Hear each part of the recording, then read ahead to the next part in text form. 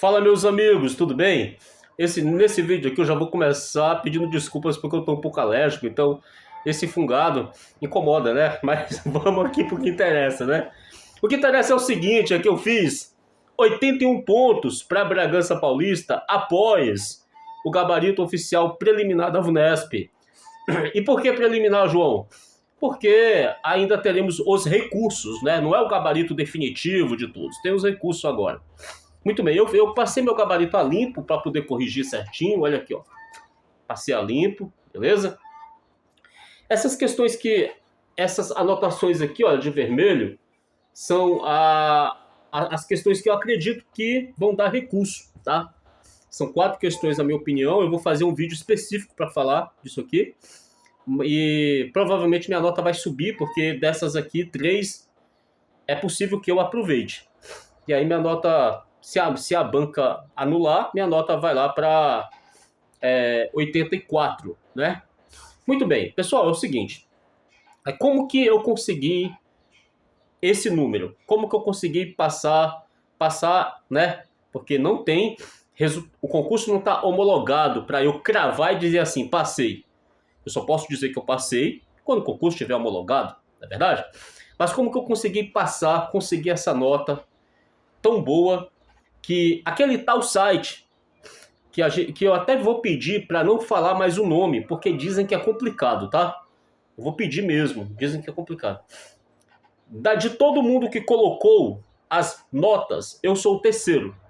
E a possível é entre quarto e quinto, beleza? Como que eu consegui isso? Com apenas o ensino médio de supletivo, porque isso aqui é o Enseja. Exame Nacional de Competências de Certificação de Jovens e Adultos. Nem é o ensino médio regular, é o Enseja. Como que eu consegui? Sem ter faculdade, sem ter nada. Porque eu vejo as pessoas falando assim, João, eu não tenho faculdade de Direito. Essa prova só passa quem é formado em Direito, né? Porque são questões a nível de juiz. E as questões estavam muito difíceis. Eu falei aqui, estavam muito difíceis. O que me salvou foi informática, português e direito. Olha, eu não sou um cara ruim de matemática. Se eu tivesse tido tempo, eu teria feito as questões de matemática. Eu precisei chutar todas. Eu só acertei uma questão de matemática, acredita? Chutei tudo na B, só acertei uma. Eu sou muito ruim de chute. Muito bem. Mas se eu tivesse tido tempo, eu teria feito as questões de matemática. Não sei se eu teria gabaritado matemática, mas teria acertado aí umas 3, talvez, umas 4, não sei. Né? Mas não tive tempo, porque a prova foi muito cansativa. E como que eu consegui essa nota? Porque se esse aqui for o seu primeiro vídeo, é bom você saber que lá atrás, em 2023, eu já tinha passado com 86 pontos para Guarulhos. Olha só. Como que eu consegui essa nota? Porque em 2023, a prova ela não foi tão cansativa quanto essa. A prova da Grande São Paulo. Em 2023 foram 2 provas, né? Capital, que eu reprovei, depois eu explico essa história. E um mês depois, Grande São Paulo, que eu fiz para Guarulhos e fiz 86 pontos. Estou aprovado, aguardando a minha nomeação para Guarulhos. E mesmo assim eu decidi continuar estudando, porque tem um ditado no meio dos concursos que fala: estudar para concurso é até ser nomeado. O professor William Douglas fala, né? É até ser nomeado. Pessoal, realmente essa alergia hoje está atrapalhando. Muito bem. Então por quê? Como que eu consegui isso? Porque eu não sou inteligente, e eu tô falando isso aqui sem hipocrisia, não é porque eu vou falar que eu não sou inteligente para o pessoal achar que eu sou. Não sou inteligente. Porque eu preciso ler a mesma coisa muitas vezes para poder entender. Eu preciso repetir muito. E aí eu percebi que a única forma de eu conseguir era repetindo. Então, tudo indica que eu acertei 37 questões de direito nessa prova. Uma prova difícil, cansativa, puxada. Tudo indica. Só vou saber quando sair o resultado dos recursos. Por enquanto, existe essa possibilidade. Como que eu consegui acertar 37 questões que são questões difíceis? O próprio professor Alessandro Ferraz do NEAF, que tem experiência, falou no vídeo dele. Questões a nível de juiz, a nível de promotor. Como que eu consegui ser formado em direito? Primeira coisa é repetição. Eu li os artigos de processo civil do TJ São Paulo mais de 10 vezes, só os de processo civil. Só os de processo civil. Tem uma história por trás, tem uma explicação por trás, não pode ser sorte. Eu não posso ser sortudo de ter acertado 37 questões de direito, não é possível. Porque se eu fosse sortudo, eu teria acertado as 6 de matemática que eu chutei. Concorda comigo? Não, você concorda que se eu fosse sortudo eu teria acertado as 6 de matemática?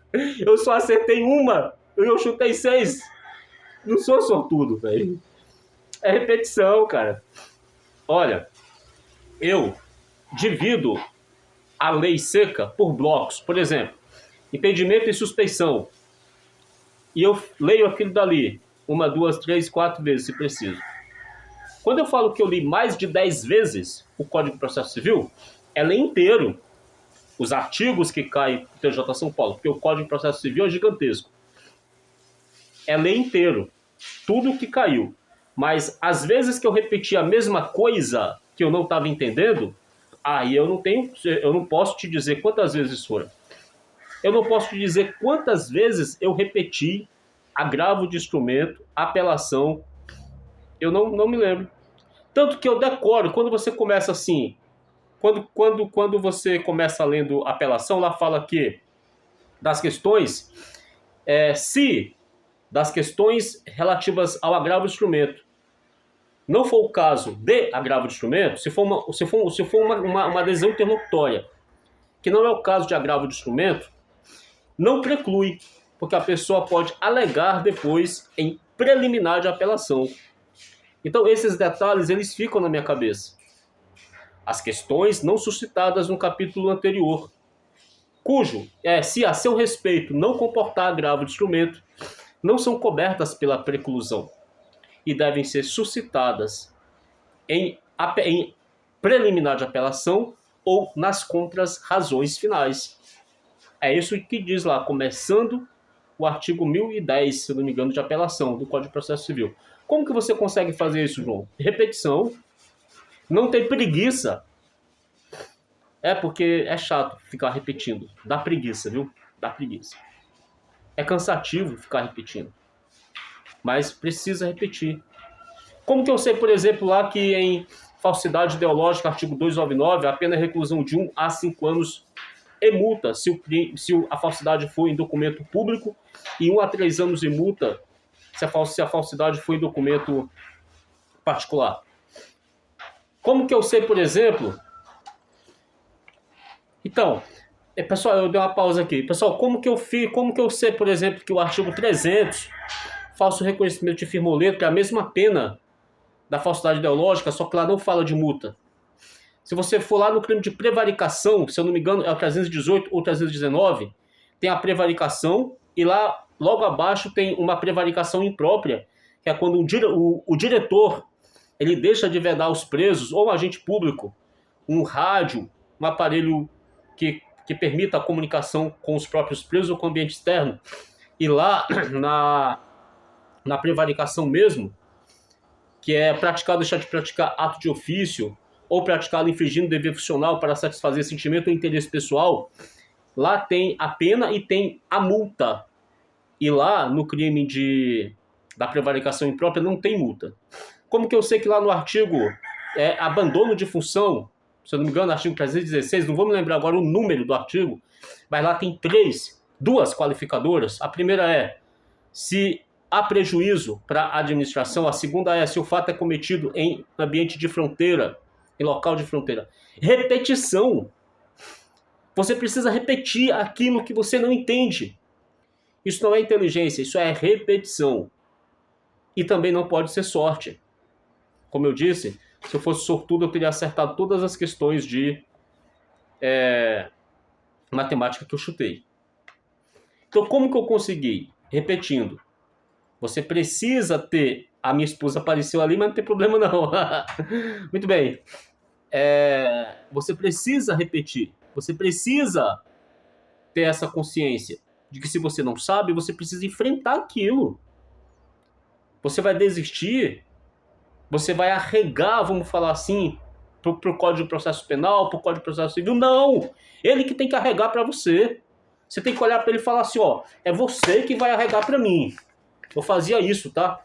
Eu pegava assim e falava assim, ó, eu vou entender essa droga. Eu falava assim. Eu batia na mesa, cara. Tava assim, ó, eu vou ter que te entender. Eu falava assim. Se alguém te escreveu, eu vou ter que te entender. Sabe aquele vídeo do Clóvis de Barros? Que ele fala assim, alguém escreveu, você só tem que aplicar. Não tem um vídeo do Clóvis de Barros que ele fala isso? É desse jeito. Agora, se a gente olha, não, eu não entendo. Não, vou deixar de mão. Não entendo, não. Vou largar de mão. E aí? Precisa encarar, enfrentar, até entender. Uma hora vai entender. Ah, eu era muito ruim de informática, aquela parte de PROC-V, sabe PROC-V? Referências mista absoluta. Tem um vídeo do professor Léo Matos, que eu assisti, cara, umas 10 vezes o mesmo vídeo de PROC-V e referências relativas e absolutas. Assisti uma vez, não entendi. Assisti duas, não entendi. Eu falei, eu vou ter que entender. O vídeo está gravado no YouTube, eu vou assistir 100 vezes essa... Eu vou entender. Quando eu botava de novo, eu olhava e falava assim, ó, eu vou te entender. Eu botava de novo lá referências absolutas, mista, relativa, eu vou te entender. Até entender, pessoal. E tem que assistir, pausa, anota, volta o vídeo. Vocês entendem? É simples. Não é difícil fazer isso. Difícil é entender, mas repetir não é. Olha, quando os caras vão fazer um motor, por exemplo, de avião, vou dar um exemplo de avião aqui. Quantas milhões de vezes as peças são testadas? Milhões de vezes, não é uma, duas, três, quatro, cinco, não. Milhares, talvez, não sei se milhões, mas milhares. Até falar, não, tá bom, é essa peça aqui. É assim também. Meus amigos, ó, feliz demais. Tô muito feliz. Valeu, muito obrigado. Valeu.